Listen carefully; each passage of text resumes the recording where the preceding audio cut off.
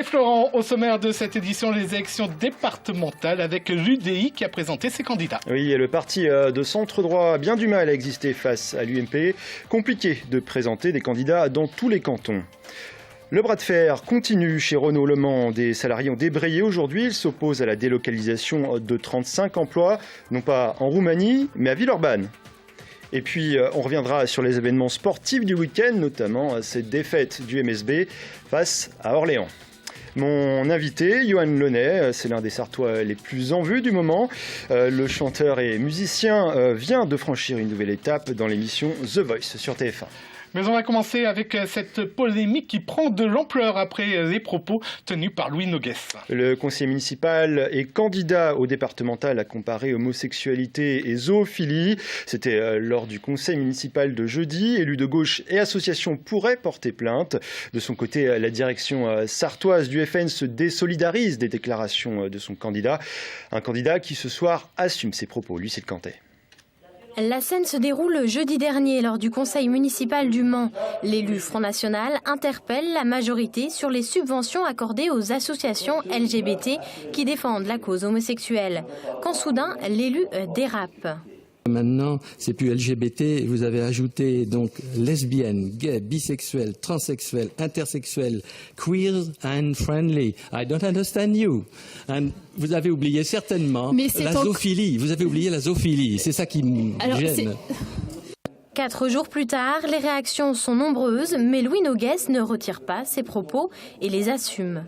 Je n'ai jamais comparé les homosexuels à une pratique comme celle de la zoophilie. Jamais. Donc là, c'est faire un débat sur ce qui n'a pas existé. C'est une incompréhension, c'est ce que j'ai dit, une récupération, et je n'ai blessé personne dans mon esprit. L'élu n'est pourtant pas soutenu par son parti. Le président du Front National en Sarthe était ce matin en réunion avec Marine Le Pen, qui demande à Louis Noguès de s'expliquer auprès des instances nationales. J'ai été moi-même profondément choqué par la facilité de langage qu'il a eue, qui est bien très provocatrice. Et je crois qu'il y a des sujets sur lesquels on évite d'être provocateur. On peut être, par exemple, opposé à la loi Taubira sur le mariage pour tous, sans forcément, c'est le cas du Front National, sans forcément donner le sentiment que l'on est homophobe. Des paroles qui font aussi réagir à gauche. L'élu Marlène Schiappa et plusieurs associations envisagent de mener une action en justice. Le terme de dérapage est même plus approprié. On est vraiment dans l'injure publique, dans la citation à la haine, dans quelque chose de violent. Je trouve ça tout simplement inacceptable de comparer les homosexuels avec des zoophiles en plein conseil municipal, de surcroît quand on est élu de la République. C'est ce lundi soir en Assemblée Générale que l'association Homogène qui défend la cause LGBT décidera si elle porte plainte. Et puis nous recevrons demain dans ce même JT Michel Maillet, le nouveau président de l'association LGBT Homogène. Il sera question de don du sang et bien sûr des déclarations de Louis Noguès sur l'homosexualité. Et on revient à présent à un traitement beaucoup plus classique de ces départementales avec l'UDI qui présentait vendredi ses candidats. Politique, ton univers impitoyable. Le parti de centre-droit a bien du mal à exister face à son grand frère, l'UMP, qui truste les candidatures de droite en Sarthe. L'UDI garde malgré tout espoir de faire son entrée au conseil municipal en mars prochain. Michael Texier. Ce qui est fort dommage, si vous voulez, c'est de ne pas avoir su créer un partenariat et mettre en place un programme commun pour ces élections départementales. Un sentiment d'amertume flotte dans les esprits des candidats UDI. Leur allié naturel, l'UMP, n'a pas joué le jeu. La difficulté avec l'UMP, c'est qu'ils ont raisonné en poids politique et en réserve de voix. Donc nous n'avons pas pu en effet présenter des cantons en binôme sur tous les cantons. L'alliance UMP-UDI ne vaut que pour 2 cantons. Dans 4 autres, les binômes de centre-droit font campagne contre la majorité départementale. Obstacle supplémentaire à la bonne lisibilité pour les électeurs. Sur le Mans 3, le conseiller municipal Yves Brochard et son binôme ont été exclus. Leur tort, s'être déclaré candidat sans l'autorisation des instances du parti centriste. Pas de quoi miner l'ambition de l'UDI qui envisage la victoire des 2 candidats alliés à l'UMP et espère créer la surprise dans 3 autres cantons. Leur point fort selon eux, une conception humaniste de la politique. Côté programme, l'UDI propose de recentrer les actions du futur conseil départemental pour faire des économies.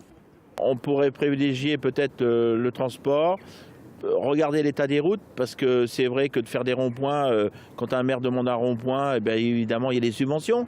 Alors, est-ce que le rond-point est vraiment utile? Ça, c'est des vraies questions. Par ailleurs, l'UDI propose de limiter le cumul des mandats dans le temps, notamment. Renault Dumont tourne actuellement au ralenti. Après un premier mouvement, vendredi, les salariés ont débrayé de nouveau aujourd'hui. En cause, une délocalisation du Mans. Pour Villeurbanne, dans le Rhône, 35 postes de mise en carton de pièces de freinage sont concernés. La direction évoque une mesure de solidarité avec le site villeurbanais. Il s'agit d'y apporter de l'activité. La CGT dénonce un nouveau tour de passe-passe. On écoute Yves Cher, délégué CGT. C'est un sacré culot de la part de la direction de parler de solidarité. Là, il ne faut pas oublier que depuis mars 2013, Renault a supprimé plus de 4000 emplois sur le groupe. Et d'ici fin 2016, il y a encore 4000 emplois qui doivent être supprimés sur le groupe. Alors que la direction balaye d'abord devant sa porte et justement que les milliards de bénéfices servent à maintenir l'emploi sur tous les sites et non pas à engraisser les actionnaires. Et déjà 2 semaines de conflit à présent à l'hôpital du Mans. Le personnel était de nouveau mobilisé aujourd'hui devant l'établissement, pétition en main. Ils ont ensuite rejoint la permanence de la députée de la Sarthe, Françoise Dubois. Les soignants réclament des moyens supplémentaires, lits et personnel, notamment au service des urgences. Les syndicats affirment qu'ils ne baisseront pas la garde tant qu'ils n'auront pas obtenu gain de cause. Certains salariés suggèrent de ne pas seulement manifester, mais de faire aussi des propositions dans un cahier de doléances. On écoute Aurélien Poupard, infirmier à l'hôpital du Mans. Un document qui puisse permettre aux soignants de mettre sur papier, de mettre à l'écrit quelles sont leurs difficultés au quotidien, quelles sont leurs attentes aussi et quelles sont leurs envies pour améliorer la prise en charge des patients. L'idée, c'est de pouvoir synthétiser un peu l'ensemble de ces informations-là pour en faire un document qui serait, je pense, une bonne base de travail pour pouvoir ensuite dialoguer avec les directions hospitalières, les directions de l'ARS, voire plus si on a la possibilité. Ouais. On passe au sport à présent et décidément c'est une saison à rebondissement pour le MSB. Et oui Yannick, après avoir atteint la finale de la Leaders Cup dimanche dernier, les Sartois ont perdu en championnat ce samedi. C'était face à Orléans, 16e de Pro A. Le résumé de la rencontre et de l'actualité sportive du week-end avec Yannick Morfin et Amoun Chamsoudine. En Pro A, le MSB a concédé une nouvelle défaite à domicile ce samedi soir face à Orléans, pourtant 16e du championnat. Les Manceaux se sont inclinés 89-82. En cause, une défense quasi inexistante qui a permis aux Orléanais de prendre d'assaut la raquette Moncel. À noter toutefois la très belle prestation de Pat Corneli, le meilleur joueur de la rencontre avec 12 points inscrits, 100% de réussite au shoot, 7 rebonds, une passe décisive et une interception pour une évaluation finale de 21. On n'a pas été assez dur, pas assez agressif, on s'est relâché. Voilà, c'est tout. On encaisse 89 points. On n'est pas en standard, c'est beaucoup de points. En National 3 féminine, Coulennes s'est imposée d'un tout petit point face à Équeurdreville, 68-67. Une victoire dans la douleur, tant les Coulennaises ont fait preuve de maladresse, notamment dans les passes. En hand, on disputait la 15e journée de pré-nationale masculine. Le MSH s'est défait du leader Carquefou, 20-18. Les Manceaux ont fait preuve d'une belle solidité défensive. Même réduit à 4 contre 6 entre la 42e et la 44e minute de jeu, ils ont trouvé les ressources nécessaires pour ne pas encaisser de but et même en marquer, leurs 2 gardiens effectuant de réelles prouesses dans les cages.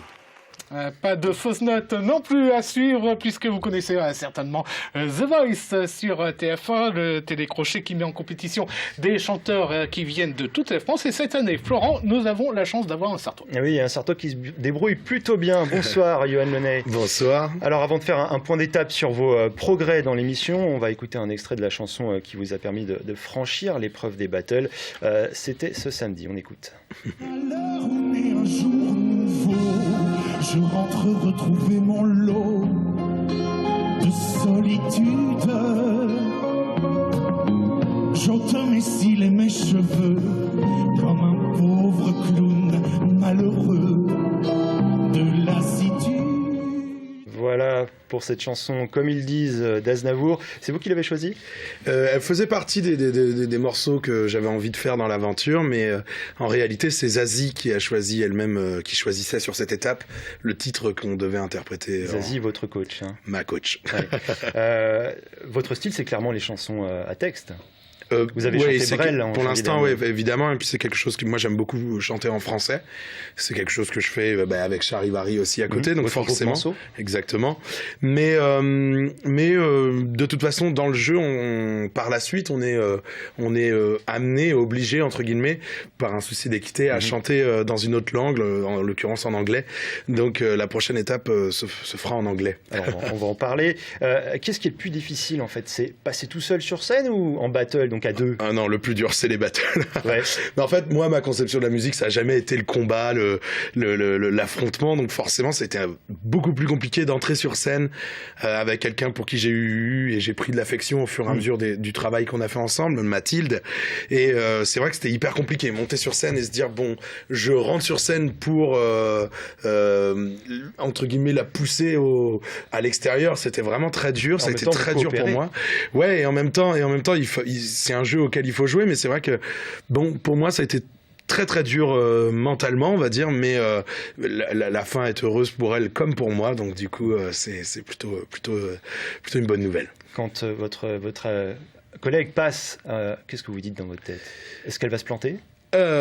En fait, non, parce qu'en fait, comme on chante ensemble tous les deux, à ce moment-là, on se dit que c'est un beau duo qu'on a envie de défendre. On se dit qu'on a envie de se serrer les coudes et que après, ce sera peut-être encore plus difficile pour notre coach de choisir pour Zazie, mais en l'occurrence, l'idée c'était avant tout de faire quelque chose de joli, de bien et qui nous plaise. Est-ce que vous avez eu peur de ne pas être sélectionné parce que tous les professeurs n'étaient pas pour vous?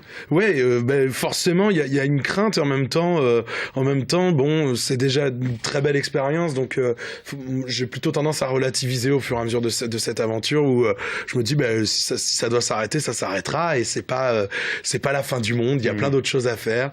D'un autre côté, effectivement, on a toujours envie de continuer. Et puis moi, je me sens hyper bien là-bas, donc j'ai qu'une envie, c'est de rester le plus longtemps possible. Vous êtes devenu compétiteur? Pas du tout. Non, pas du tout. J'essaie vraiment de rester. Après, évidemment, c'est un jeu, donc c'est pas une. Je sais pas si on peut comparer. La compétition, c'est encore autre chose. Là, il y a vraiment je le vois comme un jeu, comme une date, une opportunité, une expérience. Donc non, je fais ma route. Après, évidemment, j'essaie de faire le moins de mal aux gens autour de moi, en l'occurrence, c'est-à-dire ça aurait été difficile si elle avait pas été repêchée, puisqu'elle a été repêchée par un autre coach qui est Jennifer. Donc du coup, pas de douleur, mais effectivement, oui, j'essaie surtout de faire mon histoire à moi sans trop faire de vagues. En quelques mots, la prochaine étape, ça s'appelle l'épreuve ultime. C'est quoi? Ça s'appelle l'épreuve ultime. Donc c'est une épreuve qui avait été rajoutée apparemment l'an dernier. Avant le prime time. C'est ça, en fait, c'est la dernière épreuve avant le prime time. On monte à 3 sur scène et l'an dernier ils en gardaient 2 sur 3. Cette année ils n'en gardent plus qu'1 sur 3. Donc là c'est très sélectif. Ça devient, on passe encore un cap, mais c'est ce que j'aime aussi, c'est l'enjeu, le défi, c'est ça qui est intéressant. Toute dernière question, 8 millions de téléspectateurs chaque soir, pour les prime time. Vous souhaitez être repéré, par exemple? L'idée, évidemment, c'est de se servir de cette émission comme une belle vitrine, essayer de mettre la lumière, par exemple, sur Charivari, mais aussi sur un aspect personnel, pour une carrière dans des spectacles et tout ça. Donc non, oui, évidemment, on est là pour ça. Ouais. Enfin, je suis là pour ça, mais accompagné à chaque fois des gars de Charivari. Donc c'est pour ça que je préfère parler au pluriel. Eh ben merci, Yoann Launay, d'être venu sur le plateau. Yoann Launay, chanteur de Charivari et de The Voice. Et puis, pour le plaisir et pour terminer ce journal, on réécoute un extrait de la chanson de Charles Aznavour, comme ils disent, chantée par vous, Yoann. Merci. Merci beaucoup. Je ne ferai jamais lui avouer mon doux secret, mon tendre drame. Car l'objet de tous mes tourments passe le plus clair de son temps au lit des femmes. Je sais pas combien.